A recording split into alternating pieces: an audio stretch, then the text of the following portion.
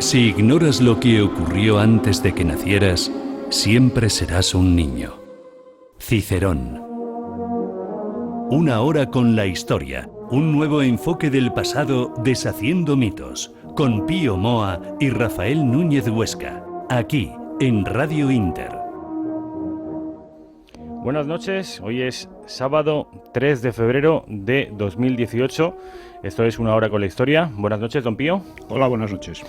Hoy tenemos una sesión muy interesante. Hemos venido hablando en algunos programas anteriores de Companys, del nacionalismo catalán, el papel que tuvo en la guerra civil, la herencia que recibimos de aquel nacionalismo. Y sospecho, don Pío, que hoy tiene que ver el nacionalismo catalán, Lluís Companys, con los cables internacionales, Londres y París, sí, me dice con usted. con sus manejos a espaldas de sus aliados del Frente Popular, porque fue una traición permanente, con Londres y París, que no le salieron bien, como no le salió bien ninguna de las maniobras que intentó. El Lehendakari Aguirre también intentó cosas parecidas. Exactamente, es que iban juntos. Con aliados por una parte y con el eje por otra. Con el eje al principio, y al final en un momento dado también pensaron con el eje, sobre todo los vascos, los separatistas vascos, no los vascos. Es decir, traicionaron a sus compañeros de armas republicanos, luego se van con el eje nazifascista, luego se van con los aliados. Esta gente, la capacidad de traición de esta gente era ilimitada. Ilimitada. O sea, Antes era lo típico de ellos, la traición. Siempre ha sido así. O sea, la mentira, la hipocresía, la traición, y todo ello basado en la idea de que ellos son una raza superior. Don Pío, antes de abordar la sesión principal, que como digo versará sobre Lluís Companys, Londres y París, tiene usted que quiere hacer un editorial al hilo. Entiendo que la percha, que es en el argot periodístico llamamos percha a un asunto de la actualidad que nos da la excusa para hablar de un tema. Como saben, esta semana que concluirá mañana, se produjo en Callosa de Segura el derribo de una cruz franquista para algunos medios, una cruz que llevaba en la Plaza de España de Callosa de Segura 70 años y que hasta el año 2012 tenía una placa en la que, como en muchas iglesias de España, se honraba a José Antonio Primo de Rivera, el primer caído, según la jerga franquista, y a los 83, creo que fueron 83 vecinos de Callosa fusilados por el Frente Popular. Esta placa, como ustedes saben, si leen la Gaceta, esa placa se retiró en el año 2012. Bueno, pues aún así, al alcalde socialista de Callosa de Segura, esa cruz le seguía pareciendo franquista, y el pasado domingo se retiró con nocturnidad y alevosía, nunca mejor empleada la coletilla, porque fue de noche, fue a las 3 de la madrugada, cuando los vecinos dormían. Y entiendo que el editorial, por el título que usted me da, una ley chequista, tiene que ver con esto, ¿no, don Pío? Con la ley de memoria histórica. Con la nueva ley de memoria histórica.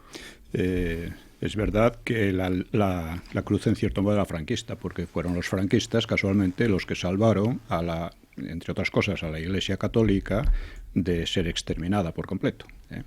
Esto se suele olvidar, pero en fin, la autoridad moral de estos socialistas y tal es nula. Bueno, yo he puesto en el blog un artículo que se titula "Un partido de ladrones y asesinos", referido al PSOE.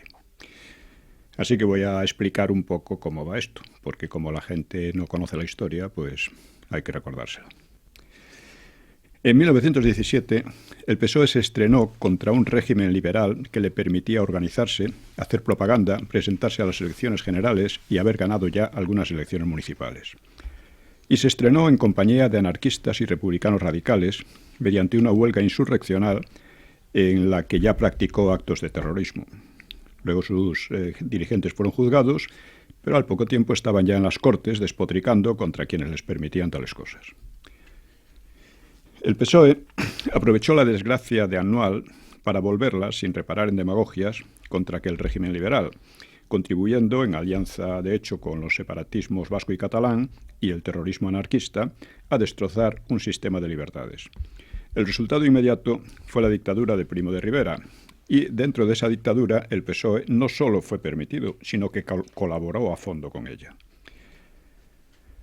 Llegada a la República, el PSOE pasó pronto de una posición reformista a otra revolucionaria, lo que en la práctica consistió en lo siguiente: terrorismo, preparación de la guerra civil, textualmente sus palabras, y finalmente lanzamiento de la guerra en octubre de 1934, con propósito reconocido de implantar un régimen de estilo soviético y ocasionando 1.300 muertos en solo 2 semanas.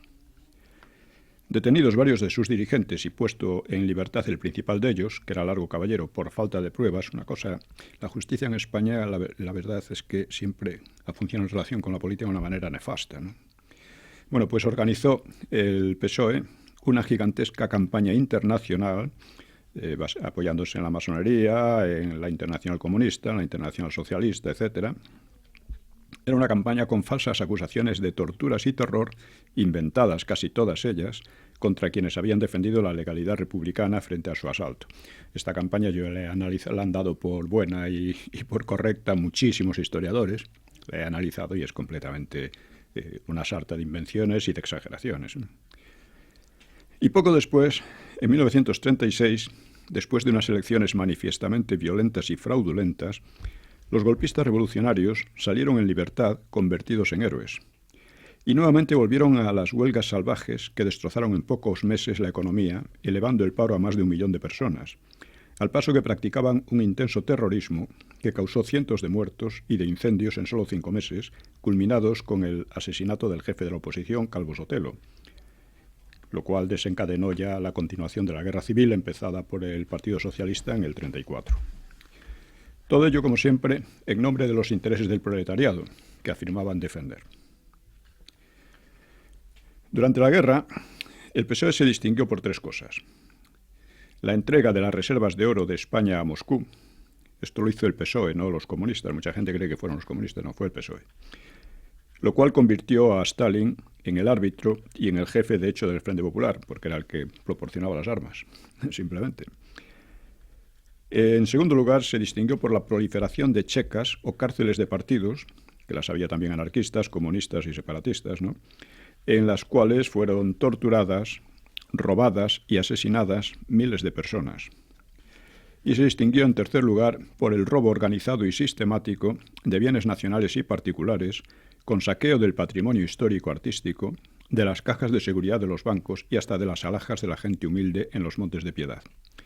Por cierto que la destrucción de obras de arte valiosísimas y de bibliotecas y archivos fue otro rasgo de estos apóstoles de la cultura. Se presentan siempre así, como apóstoles de la cultura.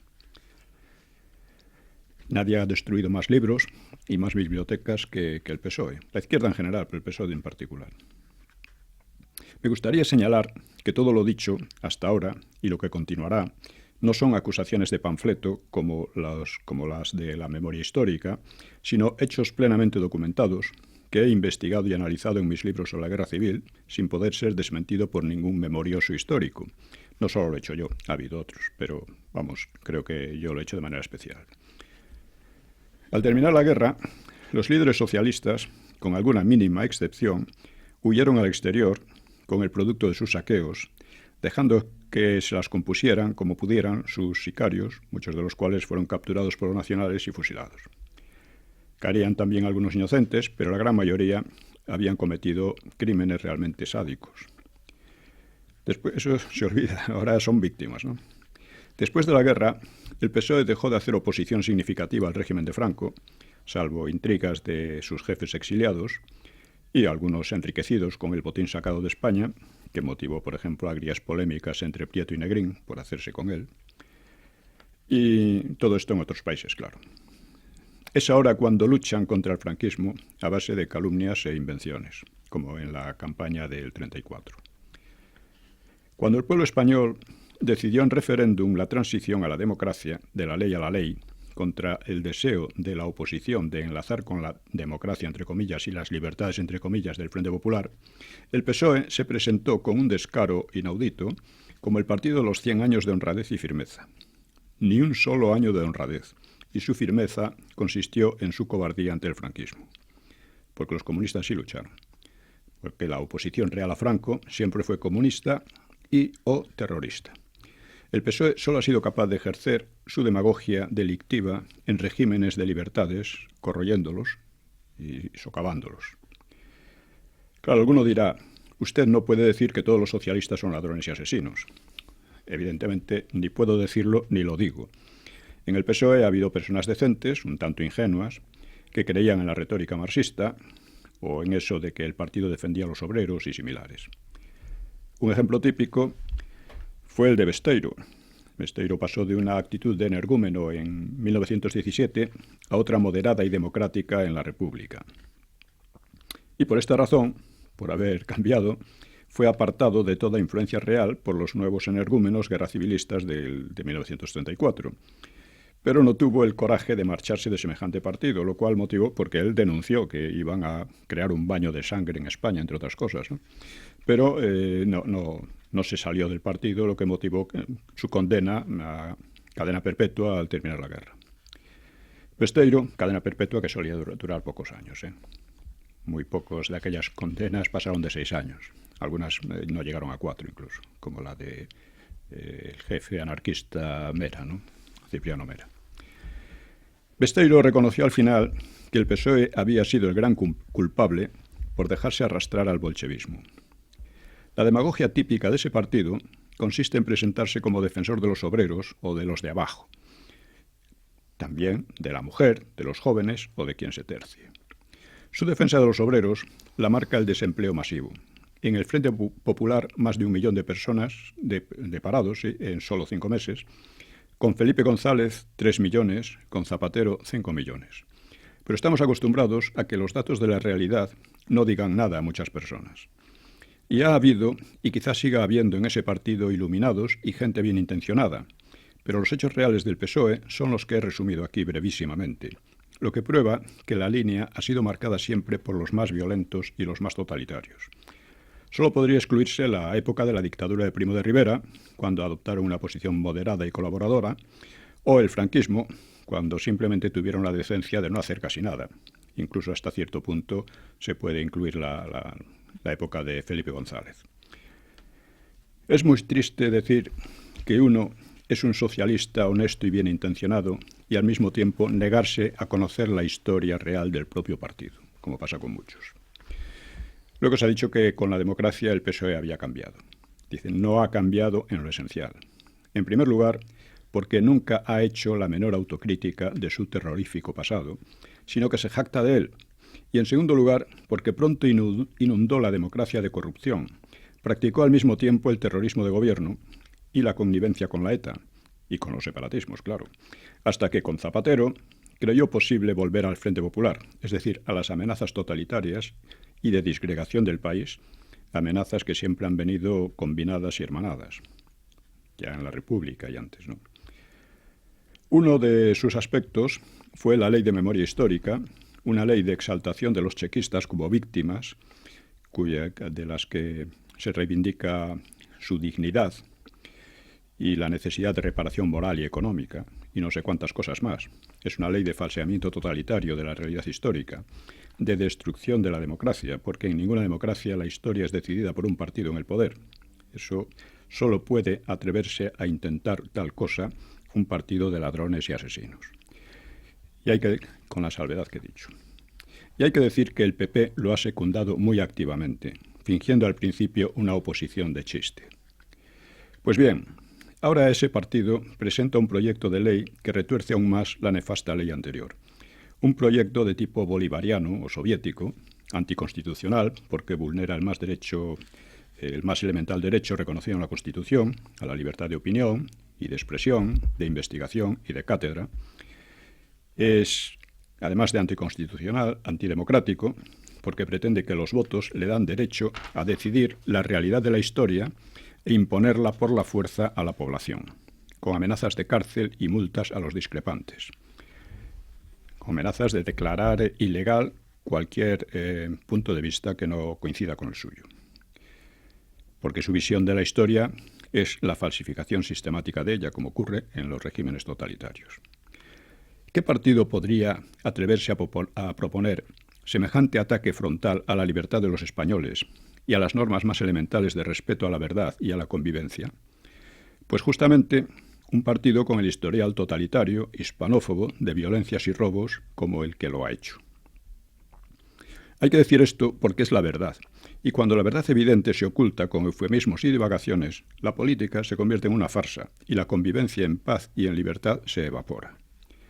Hay otro aspecto en este proyecto criminal, es un proyecto criminal realmente, hay que decirlo así, y es el momento en que sale, cuando el golpe del separatismo catalán ha suscitado una fuerte reacción patriótica que ninguno de los partidos actuales esperaba, ni mucho menos deseaba.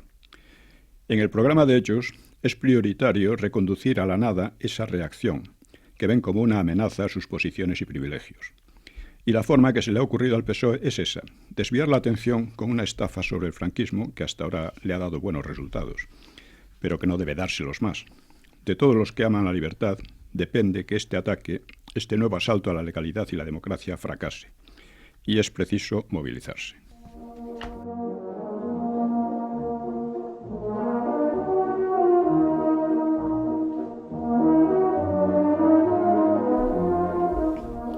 Don Pío, Lluís Companys, Londres y París. Sí. ¿Qué nos cuenta usted de esto? Bueno, quisiera decir sobre el editorial también que veo que mucha gente está lloriqueando. Nos van a impedir esto, nos van a meter en la cárcel. No, hombre, no. No hay que lloriquear, hay que moverse, hay que darse cuenta de la gravedad de este asalto, que es un asalto parecido al del 34, aún sin violencia aparente, utilizando la violencia del Estado si llegan al poder. El proyecto de ley es un proyecto no de ley, o sea que el gobierno no está obligado a cumplirlo, pero si ellos llegan al poder, que pueden llegar al poder fácilmente debido a la política del PP, pues pueden llegar al poder y pueden aplicarlo. Es decir, pueden convertir a esto en Venezuela, por ejemplo, ¿no? Esto hay que reaccionar a ello, no lloriquear, sino moverse, actuar, ¿eh? Es decir, todos estamos comprometidos en eso. Bueno, pues vamos al tema de hoy, que es también muy interesante, porque estamos analizando cómo se comporta el separatismo. Una y otra vez es siempre lo mismo, ¿no? Veíamos en las sesiones anteriores cómo Companys y los suyos intentaron imponerse en Cataluña, primero en alianza con los anarquistas. Luego, cuando los anarquistas se volvieron fastidiosos, pues los despacharon en Cataluña, aliándose con los comunistas. Y todo ello mientras destruían a conciencia la presencia del Estado en la región. Pero su última maniobra les salió mal con los comunistas, porque para aplastar a los anarquistas necesitaron la ayuda del Estado central, y los propios comunistas catalanes habían comprendido que sin unidad de mando militar y político no se podía ganar la guerra. Y de ahí que la posición de los separatistas empeorase con rapidez, lo que motivaba, como vimos la vez anterior, las maniobras, las protestas de Companys, con amenazas encubiertas de traición, ¿no? Aquella invocación a Pau Clarís, por ejemplo. Bien, el problema se agravaba porque en 1937 Franco había conquistado la zona norte. En octubre acabó de conquistarla. Y había capturado a los rojos una gran masa de prisioneros, una enorme cantidad de armas, y por primera vez el ejército nacional era más fuerte que el rojo. O sea, la guerra, recordemos que empezó con una superioridad material y numérica abrumadora del Frente Popular, y militar también, claro.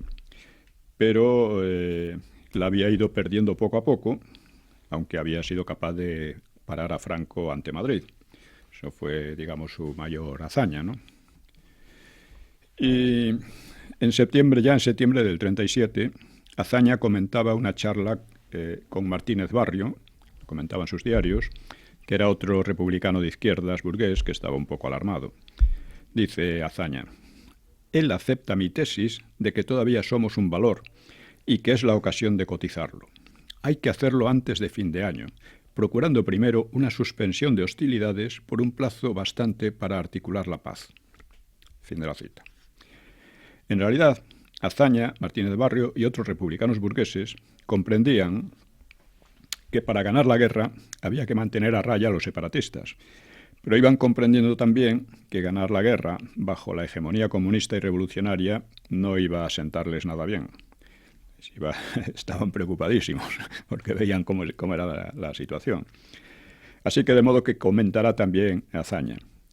Dice: la guerra, si la podemos ganar, la tenemos que ganar en París y en Londres, que son los que nos pueden dejar hundirnos o ayudarnos. para que París y Londres nos ayuden, tenemos que ofrecerles la garantía de una república constitucional, democrática y liberal. No está mal. Aquí resplandece una especie de hipocresía casi demente, ¿no? Verdaderamente de locos, ¿no? Azaña y los suyos habían subido al poder después de haber colaborado con el golpe revolucionario del PSOE en el 34 y después de unas elecciones violentas y fraudulentas, como he dicho, a continuación, las del 36, y habían además alcanzado el poder en alianza con las izquierdas revolucionarias y totalitarias, claro. Y el mismo Azaña había acabado de hundir la legalidad y la economía de la República en una verdadera orgía de asesinatos e incendios en solo 5 meses. Lo había acabado de hundir él también, porque él era el máximo responsable de aquel gobierno y nunca hizo nada efectivo por impedir aquella orgía, vamos a decir. Al contrario, la amparó. Eso lo muestro.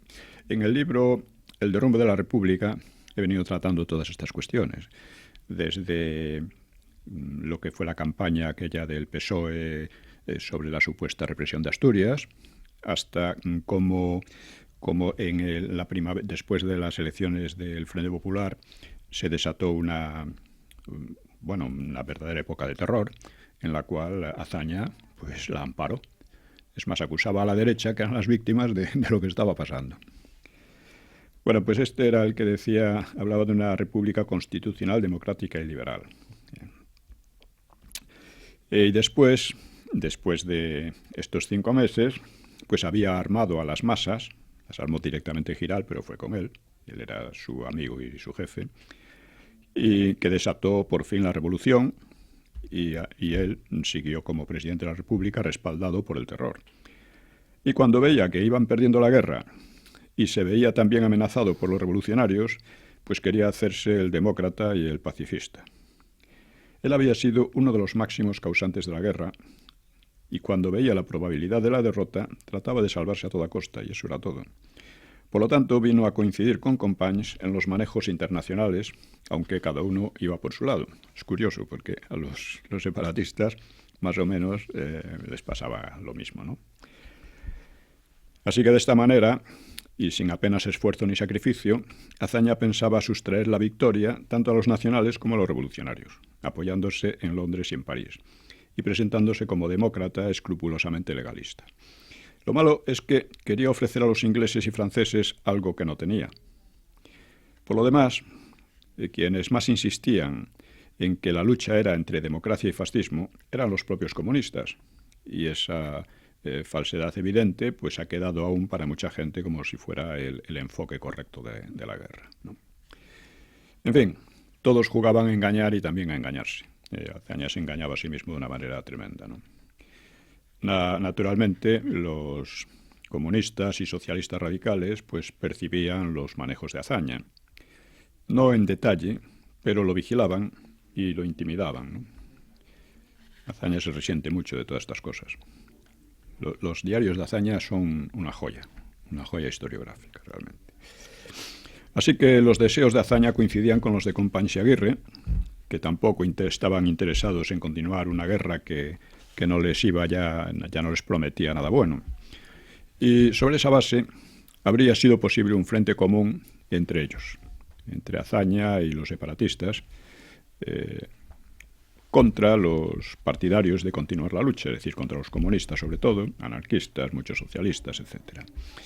Pero ese frente común, que podría ser republicano separatista, no llegó a cuajar porque el PNV y la Esquerra preferían unir fuerzas entre ellos para conseguir una paz separada que colocase a Cataluña y a lo que llamaban Euskadi bajo protectorado inglés y francés, respectivamente.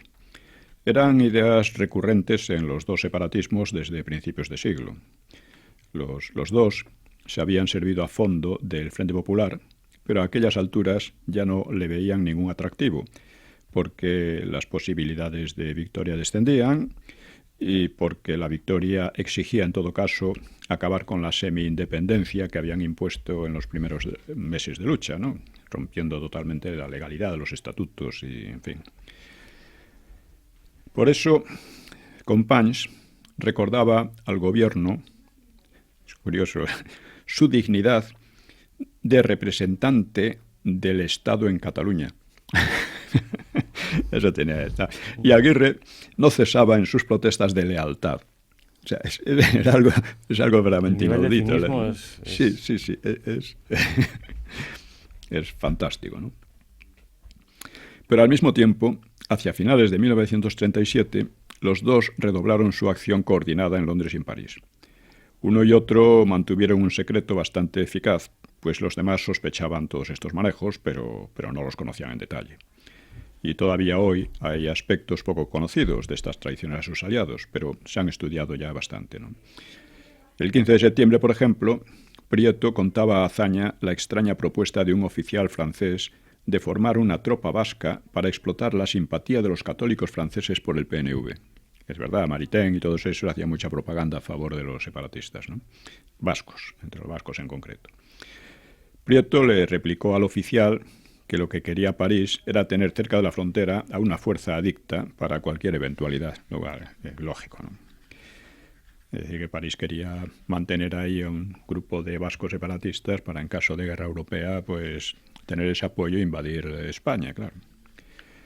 La actividad diplomática clandestina de la Esquerra la dirigía un separatista radical, llamaba Jaime o Jaume Miravitlles, bajo la cobertura del Comisariado de Propaganda de la Generalidad. Este fue un organismo que, así como perdieron el de defensa y el de orden público, pero lograron preservarlo de la curiosidad y del control de sus socios de gobierno, ¿no? Incluso de los más espabilados, que eran los comunistas. Eran finos a su manera. Los agentes de Companys eran principalmente Batista y Roca, que, como ya vimos en la transición, ya era viejo, pero montó todavía un grupo terrorista, el que asesinó con bombas en el pecho a Bultó y a los esposos Viola. Y en París tenían a un arquitecto que se llamaba Rubió y Tudurí, que solían trabajar concertados los dos con los enviados de Aguirre, en especial un tal José Lizaso, un empresario PNVista muy snob. Irujo decía de él que era más británico que los ingleses. Todos ellos intentaron sacar partido de sucesos como la reunión de los ministros del exterior francés e inglés, que eran en aquel momento Iden y Delbos, que se reunieron en Bruselas en noviembre del 37 para tratar el problema español. Y poco después, Companys, en persona, viajaba a París y a Bruselas. Negrín lo autorizó, pero se olía algo, y advirtió al embajador en Francia, que era Osorio, era católico, para que lo vigilase estrechamente.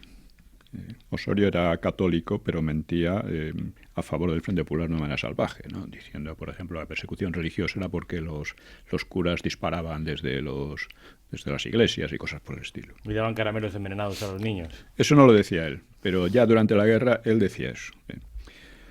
Bueno, pues a pesar de la vigilancia, Osorio se ve que era bastante inútil, ¿no? Pues Companys logró entrevistarse con Delbos y con diplomáticos ingleses y belgas, lo cual dio pie a que los comunistas hicieran algunos comentarios maliciosos. Se olían la tostada, pero no llegaban hasta el fondo de ella, ¿no? El PNV fue más eficaz en sus actividades internacionales, a pesar de que había perdido Vizcaya, y aunque eso lo podemos tratar en otro programa, ¿no? Como curiosidad, montaron un gobierno en el exilio junto con los socialistas, en el exilio dentro de España, ¿no? El exilio de Vizcaya, de Euskadi, ¿no?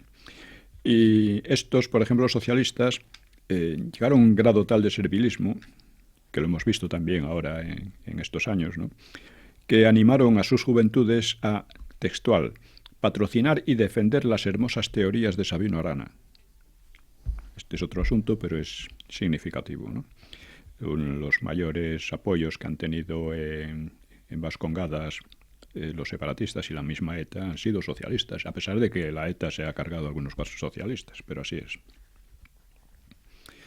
La línea común del PNV y la Esquerra, en sus tratos internacionales, consistía en buscar una paz acordada por Londres y París, que les garantizase la hegemonía separatista en las dos regiones, es decir, quería una práctica secesión o una unión tan suelta que pudiera llevar a la secesión en poco tiempo, ¿no?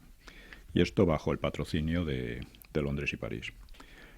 En sus contactos extraoficiales, pues los ingleses pidieron a los separatistas que presionasen al gobierno por la retirada de voluntarios extranjeros. Porque los ingleses pensaban conseguirlo para los dos bandos, aunque eso no tenía un objetivo muy definido. Según la propaganda, claro, los que estaban aquí luchando eran solo los extranjeros, ¿no? Prácticamente. Lizaso y Batista interpretaron esta petición como prueba de que el Foreign Office tenía un fuerte interés en sus propuestas, lo cual era completamente irreal, ¿no? Porque el interés principal de Londres y París era evitar que la guerra de España se contagiase y rompiese en Europa el statu quo que habían conseguido después de la Primera Guerra Mundial. Esto era su objetivo principal y las propuestas de los separatistas no ayudaban en nada a eso. Ahora teníamos en esos momentos a un Hitler crecido, avanzando. Bueno, aún no había invadido Polonia, ¿no? No, todavía no. Pero eso sería al año siguiente. Bueno, pues en febrero del 38, fue casi el último año de la guerra. Todavía no, porque quedaba algo, pero bueno, fue en abril del 39. Pero todavía creían los separatistas que se iban acercando mucho a sus objetivos. Aguirre, por ejemplo, creía que Inglaterra va derecha a una fórmula mediante la cual ninguno de los dos bandos gane la guerra. Esto podía ser cierto. Y esto les vendría muy bien, claro. Es más, pensaban nada menos que a cambio de una secesión práctica, aunque fuese un poco disimulada, ellos actuarían como mediadores entre las luchas de los españoles para mantener la paz en el Estado español. Fíjese lo que esto significa, esto es textual, dice. Venían a decir que los demás españoles eran un pueblo incapaz de gobernarse en paz y necesitaban a los separatistas vascos y catalanes como un contrapeso civilizador, bajo la protección de Londres y París, por supuesto. En fin, la marcha, hay que recordar que la marcha a la guerra civil se había debido en gran medida a las políticas y a las provocaciones de los separatistas, que habían puesto en peligro la continuidad de España, ¿no? No hay que olvidar que la guerra estalló y se debió ante todo a esa amenaza inminente de desmembración de España y a la amenaza de instalación de regímenes totalitarios que querían, entre otras cosas, erradicar la cultura cristiana, la propiedad privada y la libertad personal. Esto es o sea, de hecho hubo una alianza separatista totalitaria muy clara, ¿no? También Prieto, esto es muy interesante, también Prieto especulaba con protectorados, porque estaba cada vez más asustado de los comunistas, a los cuales había apoyado de una manera tremenda, ¿no? Al igual que Azaña, pues Prieto veía cada vez más difícil la victoria y en realidad ninguno de los dos la deseaban, porque veían claramente que los comunistas al final no iban a tratarles muy bien, según era costumbre por otra parte. Un informe secreto comunista de marzo del 37 citaba un comentario suyo a un almirante y un encargado de negocios inglés, que estaban de visita. El comentario de Prieto era este: si su visita, es decir, la propuesta de Prieto, dice, si su visita no hubiera sido de protocolo, yo habría ofrecido un trato. Tomad Cartagena, tomad algo más, pero ayudadnos a echar a los fascistas alemanes e italianos. A quien quería echar era también a los comunistas, claro.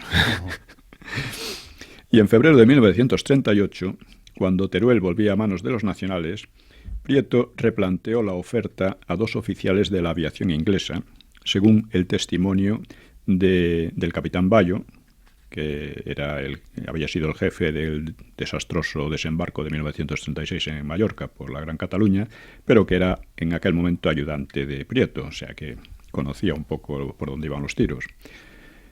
Según él dijo Prieto a los oficiales ingleses: el gobierno está muy convencido de que esta guerra la tenemos perdida si Inglaterra nos ve con malos ojos. Esto era falso. Negrín, el resto del gobierno no pensaba así, menos Negrín y los comunistas. Dice, sigue Prieto, yo quiero que cuando estos señores vayan a su país, les hagan de parte de nuestro gobierno una proposición confidencial cuya contestación espero con impaciencia.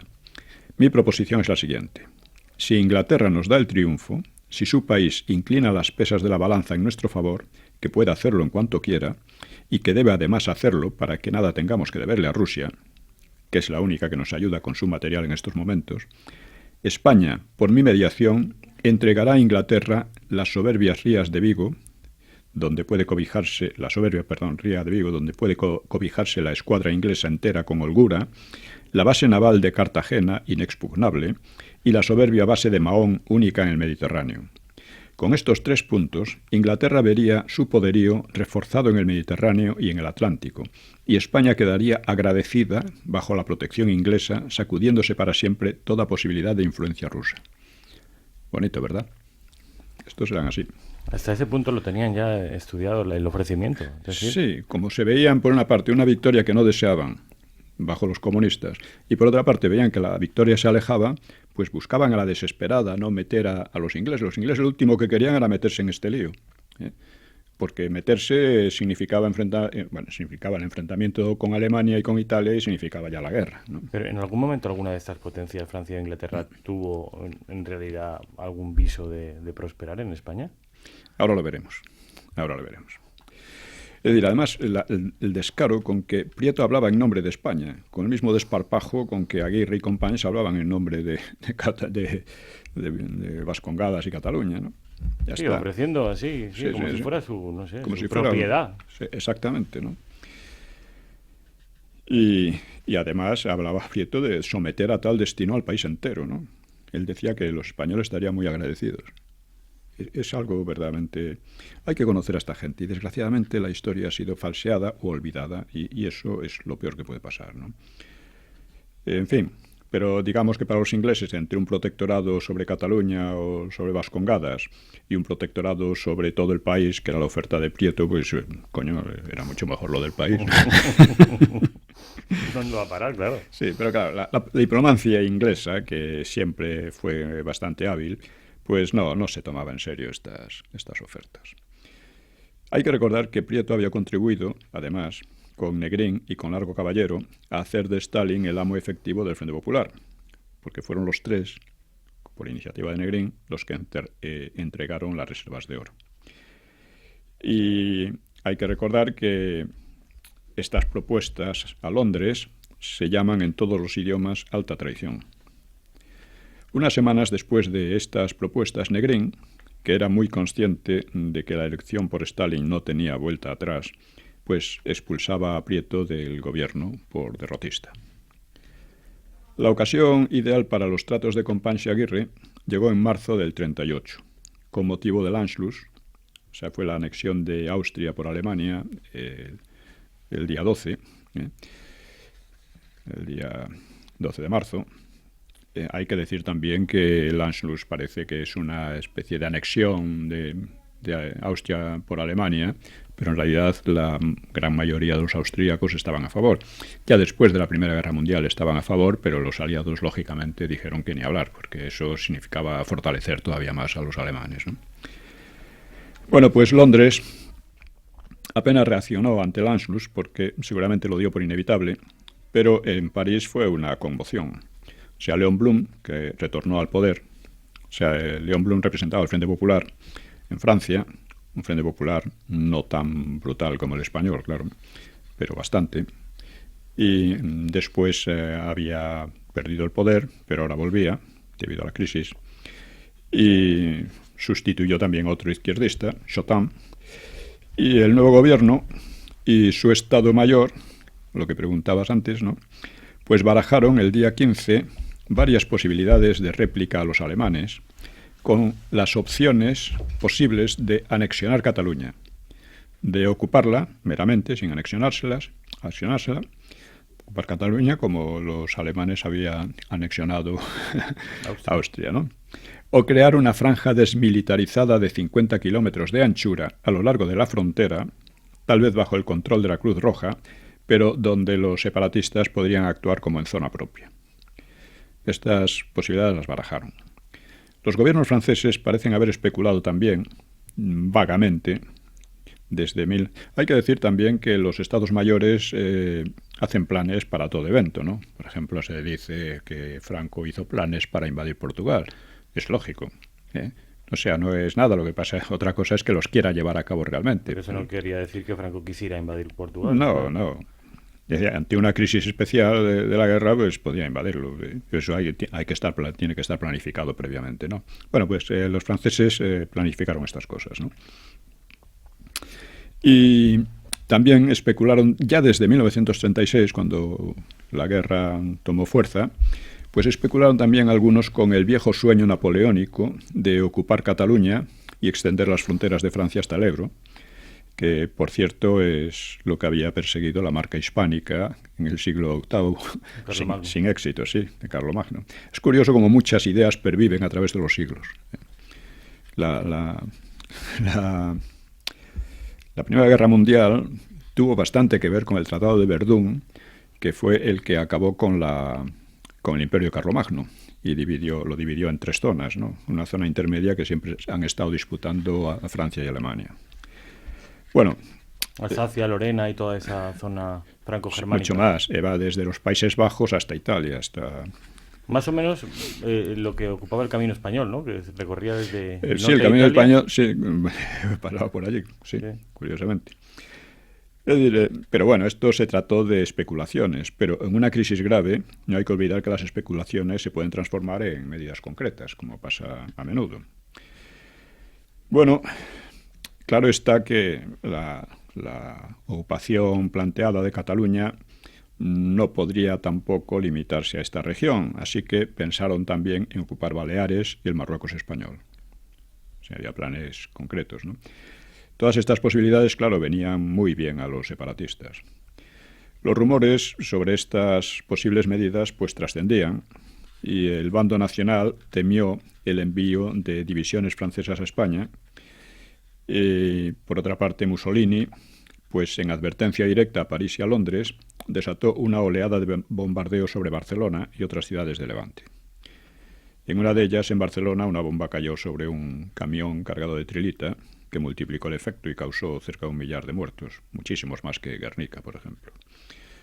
Franco se enfureció, protestó ante Mussolini y logró cortar los ataques. Según Preston, Franco estaba hecho una furia, decía, pero estos italianos, dedicándose a aterrorizar a la gente cuando lo que debían hacer era encantarla con sus canciones y sus guitarras. Nunca he visto de dónde ha salido esa frase, pero bueno, no me extrañaría demasiado, ¿sabes? Porque debía estar realmente... Mira, que no se enfurecía nunca, pero aquello le cabreó mucho porque él había ordenado textualmente varias veces, antes de Guernica, después de Guernica, que no se bombardearan objetivos civiles, ¿eh? Cosa que los del Frente Popular los bombardeaban muy a gusto y además se jactaban, ¿no? Bueno, las tensiones en Europa era lo que daba esperanza tanto a los separatistas como al Frente Popular, porque todos deseaban que la guerra europea estallase cuanto antes, porque pensaban que así tropas francesas e inglesas intervendrían en España, y ellos, claro, saldrían ganando. En cambio, los nacionales tenían interés en acabar la guerra cuanto antes, en contra de lo que dice Preston y otros muchos, por las mismas razones que daban esperanzas a sus enemigos. A él no le convenía llegar a la guerra europea de ningún modo, ¿no? Es decir, a Negrín le interesaba prolongar la guerra civil, para enlazarla con la guerra europea, que ya se vislumbraba, además lo ha reconocido él abiertamente, ¿no? Mientras que a Franco le convenía todo lo contrario. Como sabemos, Franco consiguió terminarla solo 5 meses antes de que comenzase la invasión de Polonia por Alemania y la Unión Soviética, que fue lo que desató la Segunda Guerra Mundial. Entretanto, Franco tenía que manejarse con mucho cuidado, evitando dar a Francia pretextos para entrometerse, es decir, debía aniquilar cuanto antes la potencia militar enemiga y al mismo tiempo tranquilizar a las democracias, lo cual era un equilibrio bastante difícil. Y eso le obligó a tomar algunas medidas militarmente desacertadas. Como se recordará, en diciembre del 37 los rojos tomaron Teruel, que fue la única capital de provincia que consiguieron conquistar, pero ese éxito se transformó en un desastre cuando los nacionales no solo reconquistaron la ciudad, sino que avanzaron hacia Castellón y cortaron en 2 la zona que siguen llamando muchos republicana, aunque de republicana no tenía nada, si por republicana entendemos la Segunda República. La Segunda República fue destruida a partir de las elecciones del Frente Popular, las elecciones del 36. Su legalidad fue destruida, por lo tanto fue destruida esa república, ¿no? En todo caso sería otra república, ¿no? Que no llegó a cuajar, por otra parte. En En fin, pero sin embargo se sigue hablando de la República, los republicanos, etcétera. Y eso ya falsifica la historia de entrada. Es muy importante darse cuenta de esto. Muchas veces la terminología ya incluye una falsificación radical, ¿no? Nunca es gratuita, ¿no? Claro. Usted siempre pone siempre habla de Frente Popular y los Frente Populistas. Claro. O sea, o los rojos. Realmente los rojos eran los que mandaban. Propiamente era la zona roja. Pues bien, por aquellas razones internacionales, después de Teruel, las tropas nacionales llegaron al Mediterráneo y Franco podía haber girado hacia Barcelona, que había sido lo más acertado militarmente, pero giró hacia el sur, hacia Valencia, porque para no alarmar demasiado una situación que era muy crítica en Europa, ¿no? O sea que aunque militarmente no fuera adecuada, políticamente sí lo fue, teniendo en cuenta los peligros que había entonces, ¿no? La llegada de los nacionales al Mediterráneo a mediados de abril, pues ya borró toda esperanza de victoria para el Frente Popular.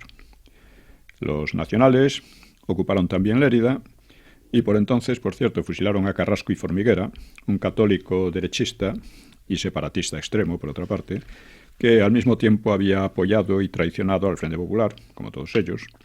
Había promovido la colaboración secesionista de la Generalidad con el PNV y su ejecución por los nacionales pues era una advertencia clara a los dos partidos y a sus maniobras, al PNV y a la Esquerra.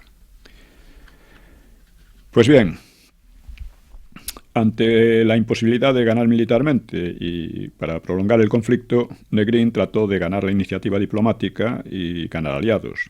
A finales de abril de 1938 lanzó una campaña de propaganda con un programa de 13 puntos para lograr un armisticio. Los puntos principales eran la independencia de España, liberarla textualmente de militares extranjeros invasores, una amplia amnistía. La amnistía era para los españoles que quisieran reconstruir y engrandecer a España.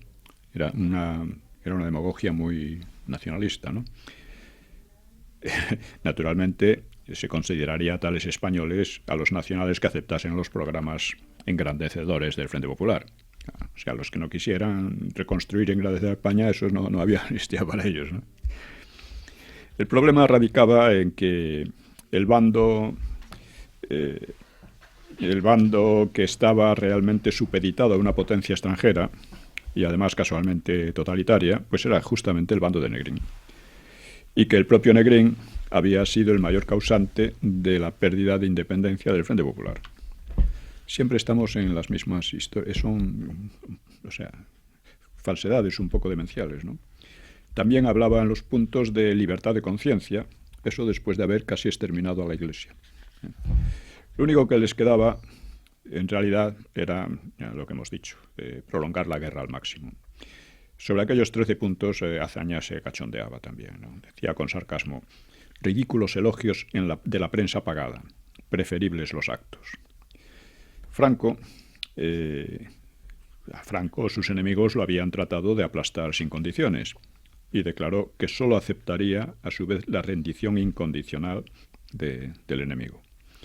Él vio claramente que la realidad bajo los 13 puntos era una simple treta para justificar la prosecución de la guerra e intentar anular su victoria.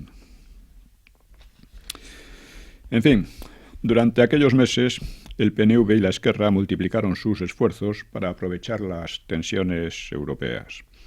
Batista viajó a Londres como delegado de la Generalidad para gestionar una acción franco-inglesa de acuerdo con la delegación de Aguirre. En medios próximos a Companys se hablaba de armisticio y de convertir Barcelona en una zona desmilitarizada bajo control francés o inglés. Los rumores daban por segura la intervención francesa y los oficiales separatistas recibieron la orden de aprender francés. Companys había indicado al ministro francés de Exteriores, que entonces era Boncourt, que desde el momento en que Cataluña fuera atacada, se desolidarizaría, atacada por Francia, claro, se desolidarizaría de la causa gubernamental española, proclamaría en una u otra forma su ligazón a Francia y renovaría, en tanto que Cataluña, el llamamiento desesperado actualmente hecho por la España gubernamental a la asistencia francesa. En fin. No, bueno, pensaba que en el momento que fuera atacada también por Franco, claro. Es decir, él trataba de meter a los franceses el miedo. Dice, es que si nos atacan van a por vosotros también. Y la guerra, en fin, las tensiones con Alemania, etc. Por un momento, Londres sí mostró interés en el armisticio, pero este no podría imponerse más que con acuerdo italiano, que al final no se obtuvo, aunque al principio pareció que sí. Por otra parte, al examinar las fuerzas francesas, el gobierno de Blum concluyó que su programa de rearme marchaba demasiado atrasado como para arriesgarse a represalias alemanas. Así que los esfuerzos de Companys y Aguirre volvieron a fracasar. El 18 de julio del 38, aniversario del comienzo o recomienzo de la guerra, Azaña hizo su célebre discurso pidiendo paz, piedad y perdón. Esta era una consigna que él copió de, no recuerdo qué ministro francés de otra época, ¿no? El discurso habría tenido sentido en 1936, cuando parecían seguros de ganar la guerra, y claro, podía ser una demostración de generosidad. De generosidad, claro. Pero claro, entonces Azaña apoyaba, sí, tanto el terror le daba igual, en fin. Pero a aquellas alturas solo podía interpretarse como un intento patético de eludir sus responsabilidades. Sin embargo, son muchos los que siguen citándolo, un poco hipócritamente, tan hipócritamente como el propio Azaña, ¿no? Como si hubiera en ese discurso algo de sinceridad o de realismo, porque además era irreal a aquellas alturas. Como un mártir de la paz, sigue mucha gente teniendo Azaña. Sí. No, es increíble. Azaña, como los separatistas y muchos otros, lo que trataban era de escapar del barco que se estaba hundiendo. Pero todavía reverdecieron las esperanzas de Companys y de Aguirre con su doble juego. Ellos, al mismo tiempo que no cesaban en sus maniobras clandestinas, por otra parte, mantenían cada uno de ellos un ministro en el gobierno de Negrín. Y así en junio pareció momentáneamente que había entendimiento entre Londres y Roma con vistas al armisticio, y Batista y Lizaso se presentaron ante ellos como representantes, ante Francia y París, claro, como representantes de sus respectivos gobiernos, y entregaron al Foreign Office mensajes de sus jefes que a su vez se decían presidentes de Cataluña y de Euskadi. Proponían a los ingleses la cooperación de los catalanes y los vascos, es decir, de ellos mismos, para un armisticio patrocinado por Londres. Esta siempre fue la estrategia, ¿no? Y la misma gestión hacían otros enviados en París, hablando de desmilitarización de los países catalanes, no solo de Cataluña, y prometiendo la alineación con Francia ante la previsible guerra europea. Nos habrían metido en la guerra mundial, pero de cabeza, ¿no? Igual que Negrín, ¿no? El ministro de Exteriores inglés, Lord Halifax, mantuvo una entrevista secreta con Lizaso y con Batista. Y hubo también gestiones en Bélgica con el socialista Paul-Henri Spaak, uno de los futuros padres de Europa, como le llaman, después de la Segunda Guerra Mundial. El enviado de Companys, que se llamaba Rubió y Tudurí, creía que Italia facilitaría el armisticio y tentaba a los franceses y belgas con la idea de una federación española tan interesante, es textual, tan interesante para asegurar que España no tuviera veleidades imperiales. Tudurí también se aproximó a Cambó, sin éxito, para pedirle dinero en nombre de Cataluña, de la solidaridad catalana. Cambó, que estaba en aquellos momentos haciendo propaganda a favor del régimen. Sí. Bueno, el régimen, que aún no era montó un sistema de espionaje también, dio dinero, en fin. Todos estos contactos y maniobras pues prosiguieron hasta el mismo fin de la guerra, siempre especulando y deseando que la contienda europea empezase cuanto antes. Llegó un momento, hacia agosto, en que los separatistas consideraron agotadas las posibilidades que les ofrecía el gobierno e hicieron dimitir a sus ministros. Esto planteaba una amenaza legal, como una crisis de gobierno, y también Azaña estaba amenazando o chantajeando al gobierno, a Negrín. Pero Negrín demostró quién tenía la fuerza. O sea, junto con los comunistas llenó el cielo de Barcelona de aviones, hizo desfilar los tanques, como aviso a los díscolos. Y la crisis se solucionó en parte, ¿no? Azaña intimidado y los separatistas fuera del gobierno. En septiembre, estamos en el 38, todos se animaron con la crisis de los Sudetes y Checoslovaquia, que pareció que empezaba la guerra ya. Pero la contienda no estalló, para su decepción, y se llegó a los acuerdos de Múnich, y Franco, que en una hábil maniobra diplomática, declaró que en caso de guerra entre Alemania y las democracias, él permanecería neutral. Esto fue una maniobra muy... Y además demostró claramente que era independiente, que aquí no mandaban los italianos ni los alemanes. Al contrario que en el otro bando, que sí que era Moscú, sí, mandaba la cabeza Moscú, rectora. Sí, a través del Partido Comunista y de muchas cosas más. Esto fue un nuevo fracaso para Companys, para Aguirre y para Negrín. Pero los tratos de los separatistas siguieron. En una reunión de Lizaso y Batista con el representante inglés Cadogan, este dijo: quizá la mejor solución para ustedes, los vascos, sería que Francia invadiese Euskadi y lo ocupara. No está claro si hablaba en serio, ¿no? Pero los dos, tanto Lizaso como Batista, se llenaron de euforia y creían estar viviendo un momento histórico.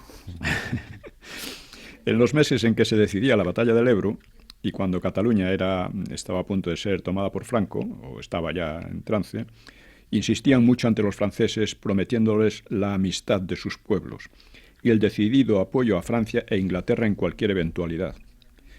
Negrín, que los veía venir, ¿no?, llegó a advertir: esos diplomáticos amateurs que proponen a las cancillerías occidentales miríficos proyectos de paz negociada están más cerca del pelotón de ejecución que del éxito.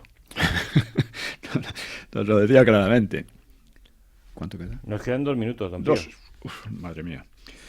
Bueno, el caso es que los tratos siguieron, prometiendo a Londres la posesión de la vía terrestre más corta de acceso al Mediterráneo, comenzando en el Golfo de Vizcaya y terminando 400 kilómetros en línea recta en un puerto que combinara Inglaterra próximo a las Baleares.